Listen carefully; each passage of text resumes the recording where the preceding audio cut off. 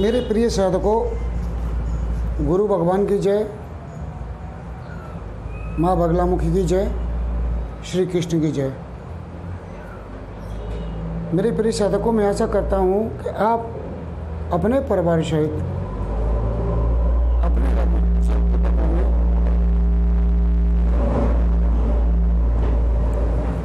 और मेरे प्रिय साधकों, मैं ये भी आशा करता हूँ कि ये नवरात्रि के जो व्रत गए हैं या उपवास हुए हैं, आपके सभी के जिन लोगों ने उपवास रखे हैं या माता भगवती के किसी रूप में उपासना की है, आप सभी की उपासना माँ बगलामुखी स्वीकार करे और आपको जो भी फल की इच्छा से रखा गया है वो फल प्राप्त करे।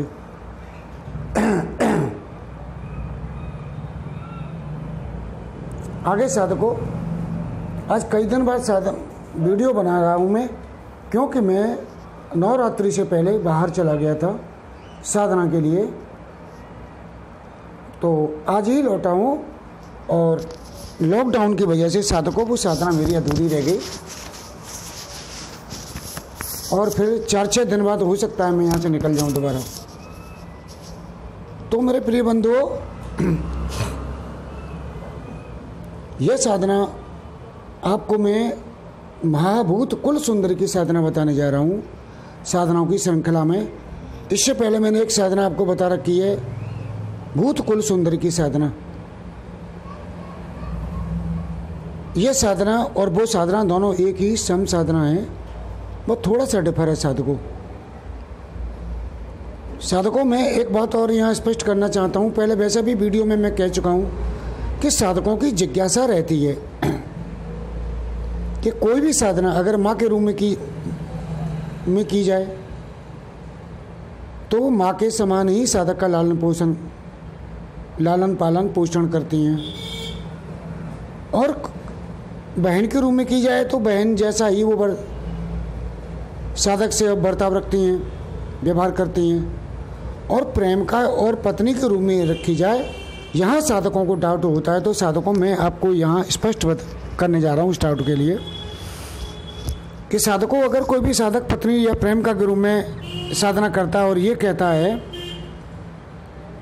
कि वो उनकी पत्नी को मार देगी और प्रेम का तो कर साधकों के ज़्यादा विशेष नहीं होती हैं, पत्नी को मार देगी, तो साधकों ये सोचना बहुत ही गलत और मिथ्यापूर्ण बातें हैं। क्यों? कि जो भी साधक साधना करता है पत्नी के रूप में, उस साधक की पत्नी को ये एक बहन के रूप में स्वीकार करती हैं,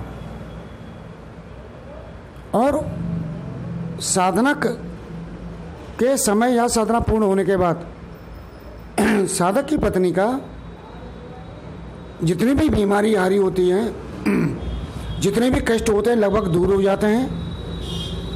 साथ में उसका रंग रूप अति सुंदर और निखर जाता है, क्योंकि ये उसका प्रभाव होता है, और साधक का भी रंग रूप और प्रभाव निखर जाता है। तो ये साधकों, जो लोगों ने भ्रांतियाँ फैला रखी हैं कि पत्नियों को मार देती हैं, बच्चों को नुकसान देती हैं, ऐसा साधकों कुछ नहीं है।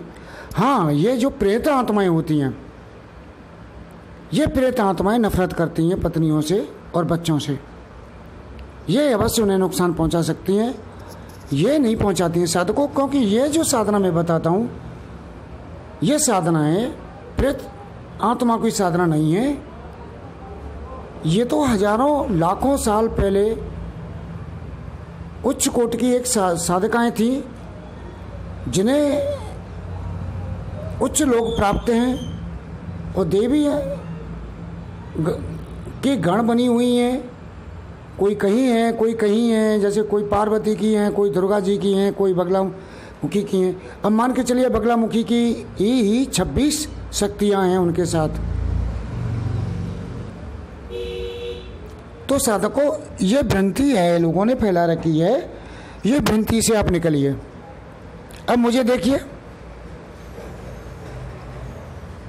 क्या मैंने इन्हीं सभी साधना को, मंत्र को जपा नहीं है? क्या इन्हें टेस्टिंग में नहीं लिया है? साधकों में इसी साधना को करने गया था, लेकिन लॉकडाउन की वजह से आश्रम में लॉकडाउन हो गया, पुलिस ने बाहर के लोगों को निकाल दिया वहाँ से, इसलिए मुझे वापस आना पड़ा। नहीं, ये साधना प्रत्यक्षीकरण हो जाती मुझे कई हद तक, 90-95% तक मुझे इसमें सफलता मिल चुकी थी, क्योंकि साधकों, मुझे 2 साधकों को ये ट्रांसफ़र देना है, इसीलिए गया था मैं।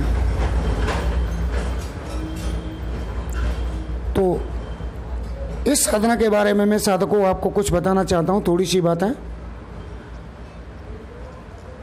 वैसे तो ये साधकों साधना एक दिन की है, लेकिन एक 12 दिन में सिद्ध होती है। एक दिन में कभी कोई साधना सिद्ध नहीं हुई है। हाँ, उन लोगों को सिद्ध हो जाती है जिनके आज्ञा चक्र खुल चुके हैं, जिनका मन स्थिर है और जो स्थिरता को धारण करते हैं मंत्र जपते वक्त, उन्हें एक दिन में सिद्ध हो जाती है। मुझे केवल 6 दिन लगे थे। 6 दिन में बहुत कुछ मिल गया था मुझे। अगर ये लॉकडाउन की समस्या ना होती तो मुझे अजय सिद्ध हो जाती। साथ में एक हमारे, उसे मित्र कहूँ या दुश्मन कहूँ, उसकी वजह से उसने मेरा दिमाग को इतना अपसेट करके रख दिया 10 दिन कि मेरा मन स्थिर नहीं हो पाया था। यह भी एक कारण था। नहीं, ये साधकों 5 या 6 दिन में मुझे सिद्ध हो जाती। तो चलो साधकों, मैं आपको बताता हूँ। ये साधना जो है आपको किसी नदी तट पर या नदी संगम के किनारे करनी है। अब साधकों, नदी तट पर या नदी संगम के किनारे तो साधना कर नहीं सकते, और यदि साधक नदी तट पर या जो है नदी संगम पर नहीं कर सकता तो वहाँ की मिट्टी और वहाँ का जल किसी ताम्र पात्र में भर के लाए, या मिट्टी का घड़ा होता है उसमें भर के लाए, और अपने पूजा कक्ष में रख ले। और पूजा कक्ष में रखने के बाद पहले जल रखे, उसके बाद मिट्टी रखे, और कुछ मिट्टी अपने आसन के नीचे बिछा ले, तो वो साधना कर सकते। और ये भावना करे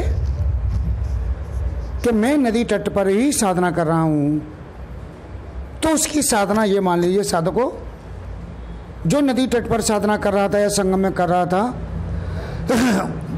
वही फल देगी जो नदी तट पर कर रहा था। साधकों, देखो एक बात बता दूं, मन के हारे मारे हार है, मन के जीते जीत। तुम जैसा ही तुम अपना मन बनाओगे, ऐसा ही तुम्हारी गति प्राप्त होती जाएगी। तो साधकों, ये आप अपने कमरे में भी कर सकते हैं, और इस जल को अपनी दाईं ओर रखें। यह साधना शुक्ल पक्ष के शुक्रवार से करें अथवा सोमवार से करें। दिशा उत्तर की होगी। साधक नहा धोकर बिना सिले हुए कपड़े पहने, पीले गुलाबी आसन पर बैठे, सामने चौकी बिछाए, चौकी पर गाय के घी का दीपक जलाए जो अपने तुम्हारे बिल्कुल जस्ट सामने हो, और उसकी ज्योति तुम्हारे सामने हो। ऐसे करके उसकी ज्योति तुम्हारे सामने, लंबी बत्ती बना के उसकी ज्योति को अपने सामने करें। और उससे पहले चौकी पर रक्त चंदन से मंडल बना ले। अब मंडल क्या है साधकों? एक गोला बनाए, गोला में अष्टपुष्प का, इस तरह से अष्टपुष्प का एक फूल बना ले, वही मंडल कहलाता है। और उस दीपक को उसमें रखें। गुलाबी आसन, पीला आसन, नीला आसन, काला आसन ना हो साधकों।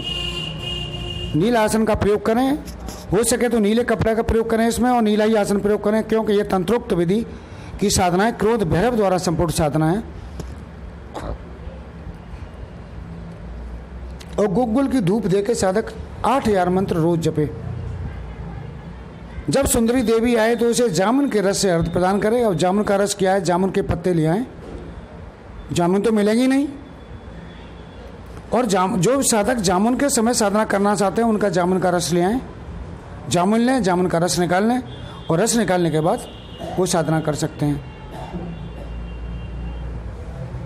अन्यथा जामुन के पत्ते ले आए, जामुन के पत्ते का रस निकालें और किसी ताम्र पात्र में रोज नित्य अपने सामने रखें। जब ये देवी जी आए तो उन्हें प्रसन्न होकर साधक के उन्हें जामुन के रस से अर्घ दें, पुष्प चढ़ाएं उन्हें। तो ये प्रसन्न होकर साधक के साथ रात भर रहती हैं और एक पत्नी व्यवहार वत भी ही व्यवहार करती हैं। और सुबह जाते समय साधक को 20 तोले सोना दी जाती हैं। यह साधना साधक को 1 महीने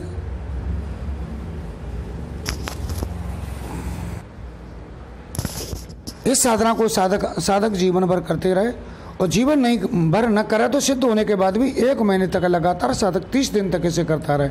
अगर साधक ने इसे 30 दिन से पहले छोड़ दिया तो वो तुम्हें छोड़ के चली जाएगी।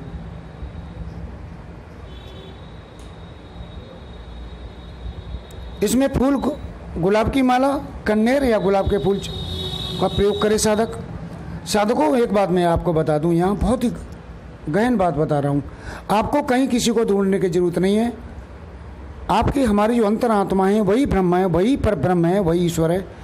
अगर वो हमारी आत्मा अगर किसी को बुलाती है मन एकाचित स्थिर होकर, तो उसे आना पड़ता है, क्योंकि जो हम हैं सो ही वो है। कहीं डिफर नहीं है, कहीं अंत नहीं है।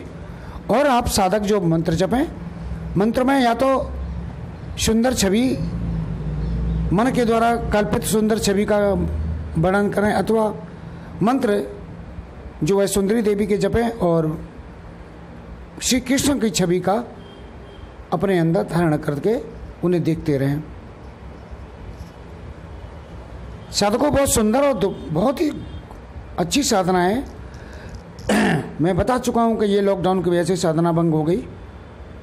कुछ दूसरा भी एक कारण हो गया था जो अगले वीडियो में हो सकता है बता दूं, उसकी वजह से भी मेरा मन विचलित हो गया था। तो करना क्या साधकों, 3 मिनट का प्राणायाम, 3 मिनट का नाड़ी शोधन करें। ओम गम गणपते नमः, इसे 5 बार मानसिक जपन घड़ी, और हरिओम तत्सत जय गुरुदत्त, इस मंत्र की माला करें। यह गुरु जी का मंत्र है। एक माला हरे कृष्ण की करें, और करने के बाद भगवान श्री कृष्ण से कहें, हे प्रभु, करने वाले आप, कराने वाले आप, मैं एक निमित्त मात्र हूँ, मैं कुछ नहीं कर रहा हूँ, आप ही कर रहे हो, आपकी माया आप जाने, आने वाले भी आप हो, करने वाले भी आप हो। अपने ऊपर ना ले साधक, और एकाग्र दृढ़ संकल्प हो गए। जब साधक दृढ़ संकल्प हो के निष्ठा से साधना करता है तो उसकी निष्ठा देख के ये आ जाती हैं और उसे वरदान दे देती हैं। इसके बाद में 10 माला क्रोध भैरव मंत्र की करे। इसके बाद मंत्र का उत्कीलन करे। वैसे यह मंत्र संजीवना उत्कीलन किया हुआ है, लेकिन फिर भी एक बार कर ले।